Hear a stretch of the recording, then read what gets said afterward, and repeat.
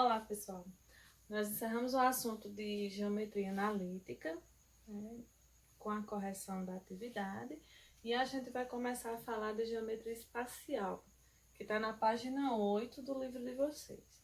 Inclusive, na página 9, tem uma leitura bem bacana que eu sugiro que vocês façam sobre ressonância magnética, na abertura do capítulo, mostrando a importância da geometria espacial na nossa vida. A gente sabe que nós vamos começar falando de um assunto que a gente também falou lá na geometria analítica, de noções intuitivas, ponto, reta e plano.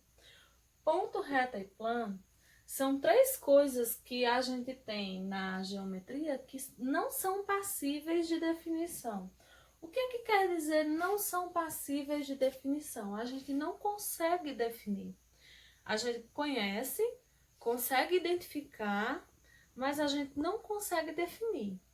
Eu posso ver um buraco na parede distante e associar um ponto, uma estrela no céu e associar um ponto, o pingo do meu pincel na lousa e associar o ponto, mas eu não tenho uma definição para dar. Mas a gente conhece o ponto, conhece a reta e conhece o plano, certo? Então, do mesmo jeito que a gente não tem a definição para o ponto, a gente não tem para a reta. Mas a gente sabe algumas informações importantes sobre a reta que vão nos auxiliar futuramente com outras situações que a gente vai se deparar. Então, a gente sabe que uma reta possui infinitos pontos. E a gente sabe com relação ao ponto que por um ponto passam infinitas retas. Como assim? Olha, se eu tenho uma reta, existem infinitos pontos nessa reta, certo? E essa questão de que por um ponto passam infinitas retas, se eu tenho um ponto, pode passar uma reta aqui, outra aqui, outra aqui, outra aqui. Vão passar infinitas retas por esse ponto, certo? E o plano é o cara que contém a reta, que contém o ponto, e que no plano existem infinitos pontos, existem infinitas retas, mas definir nenhum dos três a gente consegue. Nós costumamos, por uma questão mesmo de organização e de estética matemática, os matemáticos eles são muito exigentes com relação à estética técnica. A gente representa ponto por uma letra maiúscula do alfabeto nosso, do nosso alfabeto.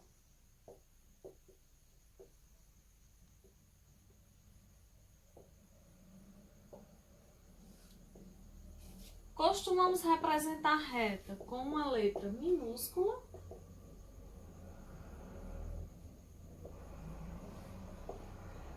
e costumamos representar o plano com uma letra do alfabeto grego.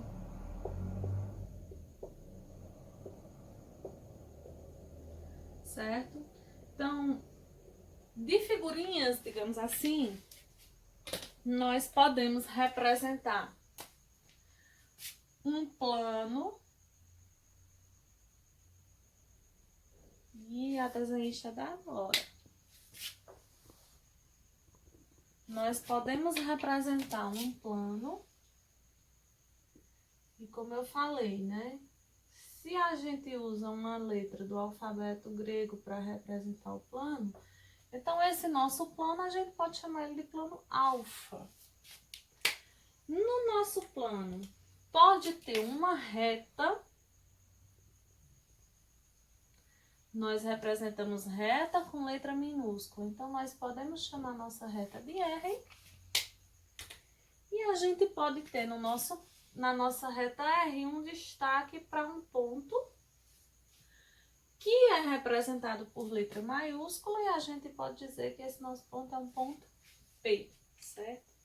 Então, a gente conhece o que é ponto, conhece o que é reta, conhece o que é plano, mas A tela do celular ou do computador que vocês estão assistindo esse vídeo é plano, mas a gente não consegue definir, por definição, dizer o que é, tá bom? Com pontos e retas, nós podemos obter, semi-retas e segmentos de retas, certo? Então, se eu tenho uma reta R aqui, se eu tenho aqui uma reta R, e na minha reta R, eu coloco um ponto P,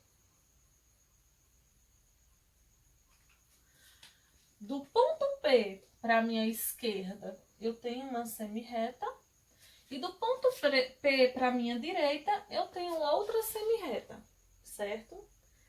E podemos obter segmentos de reta. Se eu tenho uma reta S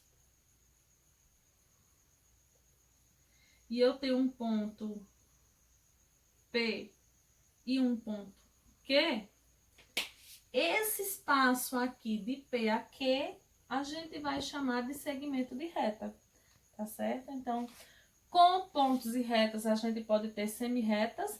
Semi-reta é aquela moça que é infinita só em uma extremidade. Ela começa num ponto e é infinita na outra extremidade.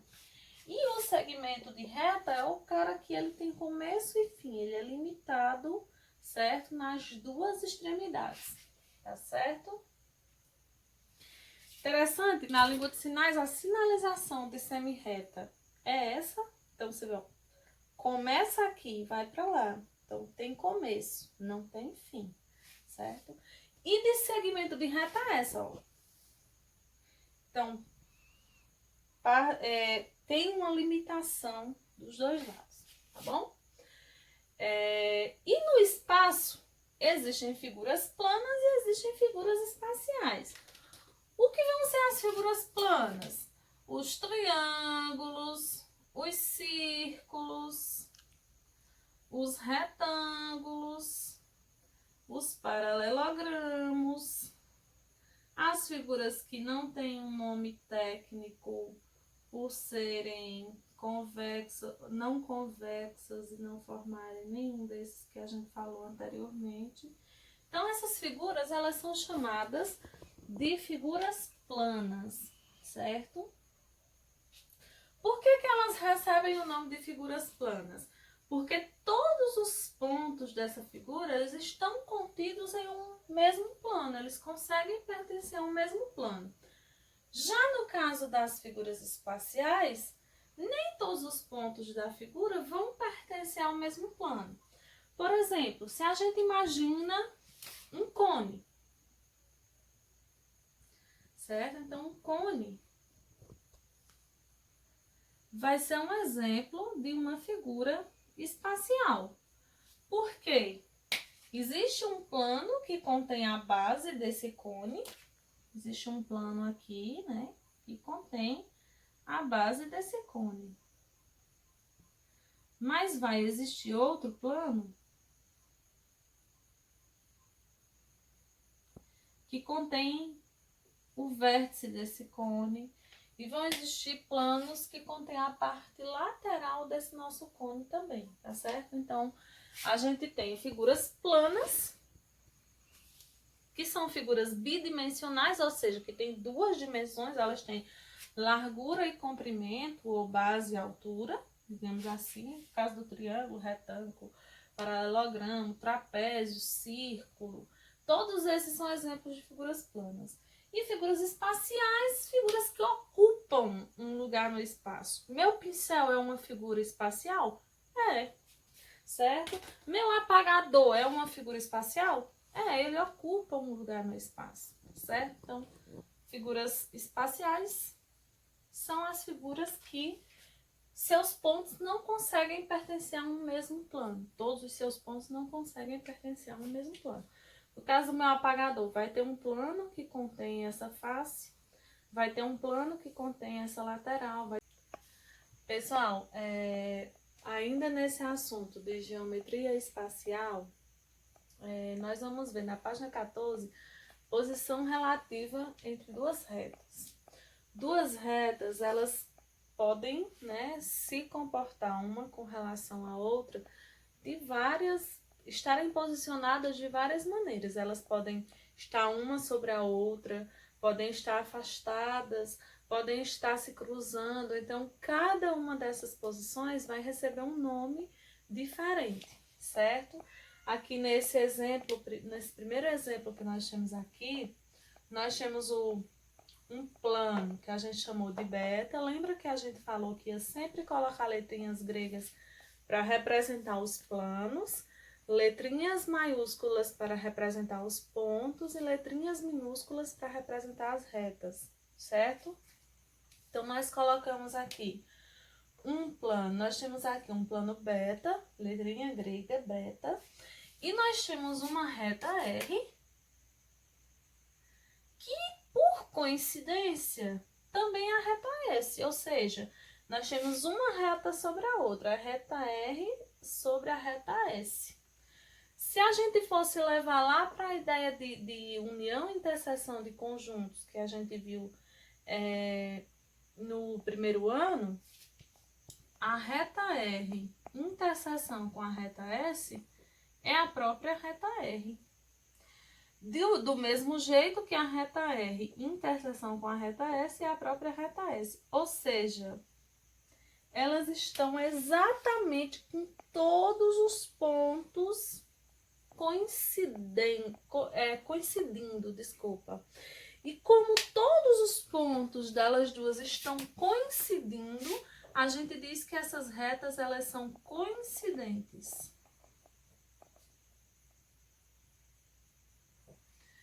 Já quando elas não possuem nenhum ponto em comum, elas estão afastadas, aqui é uma reta, aqui é outra, elas estão 100% afastadas. Como elas são infinitas, elas vieram do infinito afastadas e elas vão até o infinito afastadas.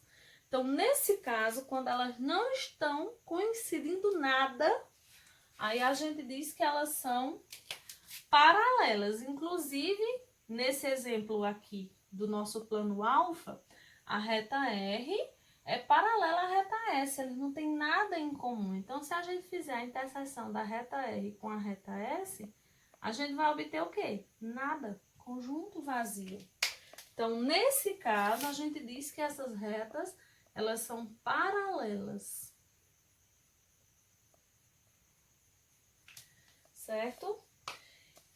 Também, como a gente percebe que tanto a reta R quanto a reta S, elas estão no plano alfa, além de elas serem paralelas, a gente diz que elas são coplanares. Essas duas também estão no mesmo plano, então a gente diz que elas são coplanares, ou seja, estão no mesmo plano. O Enem gosta muito desse nome, coplanares. Já vi umas 5 questões do Enem com esse termo aqui. Quer dizer, estão no mesmo plano, tá bom? Já nesse caso aqui, a gente percebe o quê? A gente percebe que no nosso plano gama, nós temos uma reta R e aqui nós temos um plano θ com uma reta S. Para ficar melhor de vocês entenderem que eu não sou das melhores desenhistas que temos, digamos que esse plano gama é o meu caderno e o plano θ é o meu livro. Então, é como se aqui fosse um plano e aqui o outro. Observem que esses dois planos, eles não estão na mesma posição, eles estão em posições diferentes. Então, quando isso acontece, essas retas, elas não são coplanares, porque elas não estão no mesmo plano. E além delas não serem coplanares, elas nunca vão se encontrar. Mas, Glaisa, mas se elas nunca vão se encontrar, elas são paralelas? Não, porque para serem paralelas precisariam estar no mesmo plano. Elas nunca vão se encontrar em nenhum ponto, nunca vão ter nenhum ponto em comum, mas elas estão em planos distintos. Então, quando isso acontece, a gente diz que elas são reversas, certo?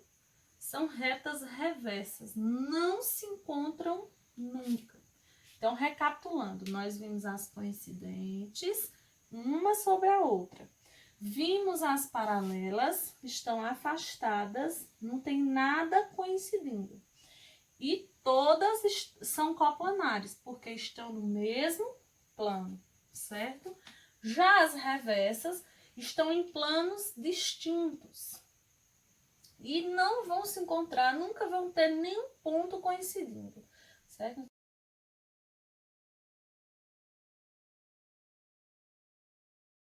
Então, são as reversas. Ainda falando de retas coplanares, ou seja, retas que estão no mesmo plano, a gente tem esses dois casos aqui. Nesses dois casos aqui, se a gente for fazer a interseção da reta R com a reta S, aí a gente vai perceber que essa interseção, diferente das paralelas, que a interseção era vazia, nesse caso aqui a interseção não é vazia. Elas têm uma coisa em comum para elas duas, que é o ponto P. O ponto P pertence a R e o ponto P pertence a S, certo? Então, a interseção delas duas é o ponto P. Aqui também R e S se cruzam e no cruzamento elas têm essa interseção, que é o ponto P. Elas são coplanares, certo? Mas por elas se cruzarem, a gente diz que elas são concorrentes. Quantas vezes, né, num cruzamento, a gente vê uma concorrência, a gente diz, uma concorrência ali. Então, aqui nós temos retas, todas duas, nos dois exemplos, elas são concorrentes.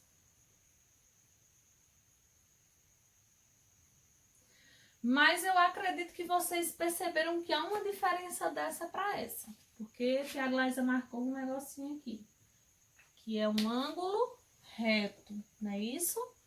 Então, esse ângulo reto aqui dá um diferencial dessa condição de concorrência para essa outra.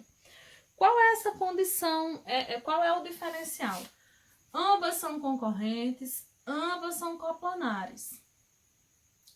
Mas esse ângulo, que é essa forma, não é reto. E nem esse. Então, nesse caso aqui, elas são concorrentes não perpendiculares. Não perpendiculares.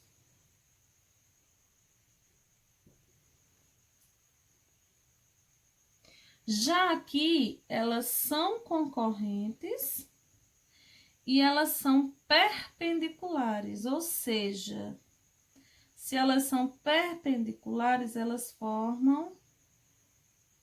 Perdão, faltou um L aqui. Se elas são perpendiculares, elas formam um ângulo reto, tá bom? Então, nós temos concorrentes não perpendiculares, concorrentes perpendiculares. Ambas são coplanares também. Lembrando, coplanares estão no mesmo plano, contidas no mesmo. Só apagar a lousa e retorno com o esqueminha para vocês. Então, pessoal, o resumo, né? O esqueminha que eu prometi para vocês de fazer. Duas retas, elas podem ser distintas ou coincidentes. Distintas quando elas estão posicionadas de outra forma que não é uma sobre a outra. E coincidentes quando é uma sobre a outra. No caso delas serem coincidentes, beleza, acabou aí. No caso delas serem distintas, elas podem ser coplanares e podem ser reversas. Lembrando, coplanares pertencem ao mesmo plano, reversas não pertencem. No caso delas serem coplanares, elas podem ser paralelas e elas podem ser concorrentes. Se elas são paralelas, elas não têm nada em comum, só o plano, que estão no mesmo plano. Se elas são concorrentes, elas vão ter um ponto em comum. E quando elas são concorrentes, elas podem ser perpendiculares ou não perpendiculares. Quando elas se cruzam formando ângulos que não são retos, elas são não perpendiculares. Quando elas se cruzam formando a cruzinha, né, formando um ângulo reto, aí a gente diz que elas são perpendiculares, certo?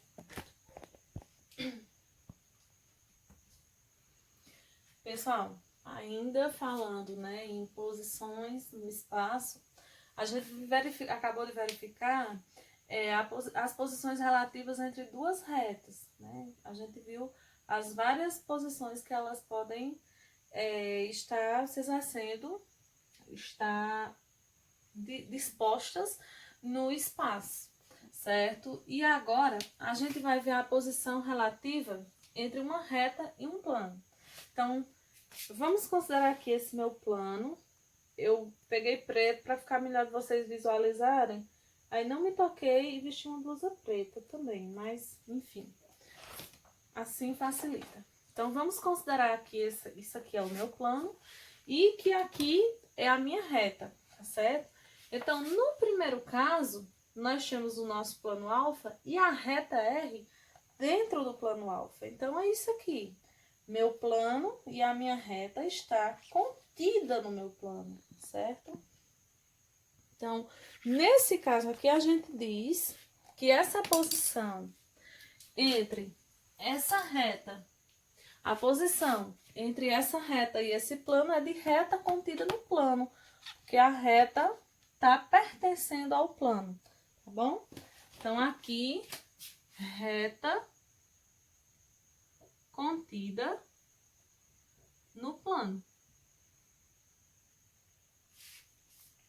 Já nesse segundo caso, nós temos o plano e nós temos a reta aqui.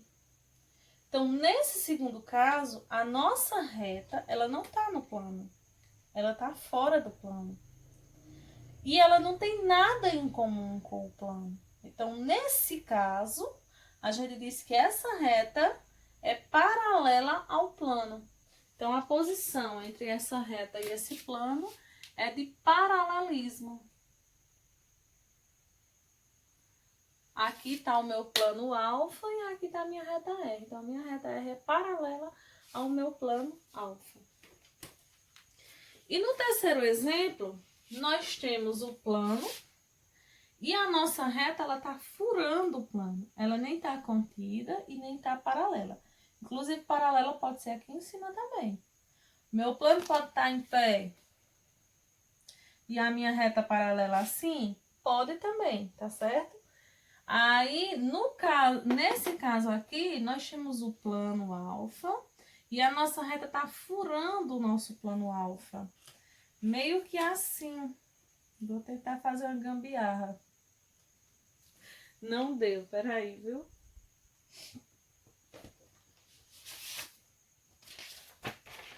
Considerem essa folha o plano e aqui a reta. Então, é isso que está acontecendo, certo? A reta, ela tá passando pelo plano. Ela nem é paralela e nem é contida, ela tá passando pelo plano. Inclusive, no lugar onde ela passa pelo plano, tem um ponto, que a gente tem que chamar de letra maiúscula, de P ou de Q, da letra maiúscula. Então, nesse caso aqui, é uma reta concorrente ao plano, certo? Tá na página 18 do livro de vocês, a explicação da posição relativa entre reta e plano, que inclusive vocês podem observar que eles fizeram um esqueminha semelhante que eu fiz com retas paralelas. Então, uma reta em um plano pode estar contido, pode ser paralela e pode ser concorrente. E dois planos, como é que eles se posicionam? Eles podem se posicionar assim, como esses meus dois planos aqui. Eu estou com dois planos e eles estão assim. Então, eu digo que esses dois planos aqui, eles tá um sobre o outro. Lembra da reta que uma sobre a outra era coincidente? Pronto, os nossos dois planos aqui estão um sobre o outro. Então, esses planos aqui, eles são coincidentes. É tanto que tem um plano alfa e tem um plano beta sobre o plano alfa. Então, nesse caso, eles são coincidentes. E aqui, nós temos uma outra situação. Nós temos um plano alfa aqui, nós temos um plano beta aqui. Então, eles não têm nada em comum um com o outro e nem estão se cruzando. Então, se eles não têm nada em comum, nem estão se cruzando, assim como as retas, eles vão ser planos paralelos. Paralelos.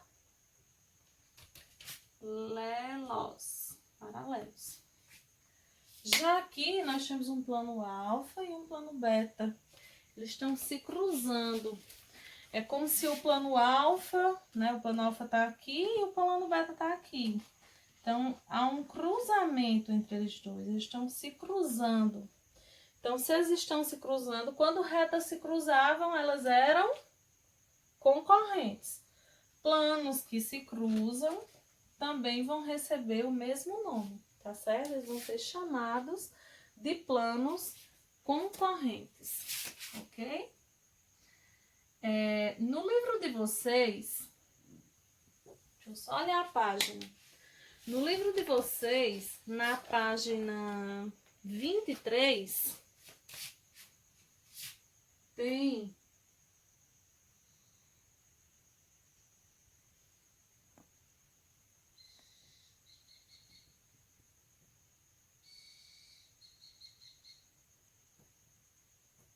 um texto falando justamente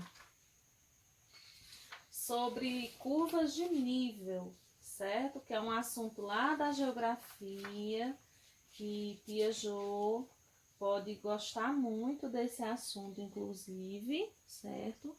Falando sobre curvas de nível. Eu sugiro que vocês façam a leitura desse texto da página 23 que fala sobre curvas de nível e leiam também na página 17 que fala sobre impedimento no futebol. A gente vai ver que existe paralelismo dentro do campo de futebol, né, entre retas. O campo de futebol ele é dividido por segmentos de reta e a gente vai ver que existe paralelismo lá. E existe concorrência também. E aí em alguns... Quais são as situações, né? Fala lá quais são as situações de impedimento no futebol, tá? Então, façam a leitura dessas duas sugestões de leitura, que elas são bem interessantes. Lembram que a gente viu que duas retas concorrentes, elas podem ser concorrentes não perpendiculares ou concorrentes perpendiculares. Elas vão ser perpendiculares quando elas formam a cruzinha certinha, quando elas formam o ângulo reto. Beleza. No espaço, a gente também pode comparar a posição entre uma reta e um plano e entre um plano e outro plano, certo? Então, se quando a minha reta... Só um minuto, estou achando a minha reta fashionista de última geração que eu comprei da China antes do coronavírus, mas não achei. Achou? Então, se eu tenho um plano e a minha reta é concorrente a esse plano, ela pode estar assim, assim, assim, assim, certo? Mas quando ela tá bem certinha, formando com o meu plano um ângulo reto, ela nem tá pensa para um lado nem para o outro, no sentido popular pensa, né? Ela tá bem certinha, formando um ângulo reto. Então a gente diz que essa reta é perpendicular ao plano. Esses dois PPzinhos aqui é perpendicular, tá bom? Então a reta é perpendicular ao plano. Do mesmo jeito, acontece com os meus planos, nossos planos, os planos aqui. Não os planos de futuro, plano. Então, esses planos concorrentes, eles podem ser concorrentes, né, em várias posições, mas quando eles estiverem bem certinho, formando ângulos retos, que eu não vou conseguir, mas vocês vão botar a fé e fazer de conta que estão acreditando que está reto. Então, nesse caso, quando formar ângulo reto, a gente vai dizer que eles são planos perpendiculares. Um plano perpendicular ao outro plano, tá? E o que vão ser projeções ortogonais? Projeções ortogonais é a projeção, digamos, da ótica, da visão de uma determinada coisa. O livro de vocês traz um exemplo muito bom de um avião. Ele projeta o avião superiormente, lateralmente e de frente. E aí a gente vê que existem 3 projeções diferentes para cada dimensão do avião. Vocês vão ver aí na página 28 essa figura aqui, tá? Eu não vou conseguir reproduzir ela na lousa ali, mas vejam que essa imagem aqui é a projeção de luz sobre o avião. Então, projeta essa. Quando eu projeto de lado, então eu vou ter essa imagem, e de frente eu vou ter essa. Essas projeções ortogonais, elas são muito utilizadas tanto na produção de materiais e peças, para a gente saber como é que essas peças elas vão se comportar depois de prontas. Então, quando se faz o desenho, se faz o projeto, começa a se imaginar como é que ela vai estar, que ela vai se comportar, se posicionar. Outra coisa que a gente vê muito em projetos de interiores de casas. Então, a pessoa que faz o projeto do interior da casa, ela mostra a visão da porta, quando você acaba de entrar, mostra a visão por outro ângulo para que você veja o espaço daquele ambiente, como é que as coisas estão dispostas, se aquele balcão projetado está bacana, certo? Então, é muito de projeção ortogonal. Eu vou tentar pegar uma lanterna para melhor reproduzir o que eu tentei fazer aqui, né? De um plano alfa, com uma lanterna, acendendo a luz, projeta-se a recha da estrela. Mas a gente pode usar a minha mão. Se vocês observarem, a luz, né, tá projetando minha mão aqui na lousa. Então, isso é a projeção da minha mão. E quando é que essa projeção vai ser ortogonal? Quando estiver formando um ângulo reto. Eu vou pausar o vídeo só um minutinho enquanto eu pego uma lanterna. Volto já. A lanterna voltou, certo? Acendi aqui e a gente vê a projeção. Projeção do lápis, então ela fica aparecendo lá.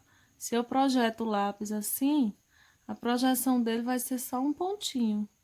Se eu projeto ortogonalmente o lápis, a projeção é só o pontinho. Observe que é só o que está aparecendo aqui, ó, entre os meus 2 dedos. Se eu projeto deitado, já é outra situação.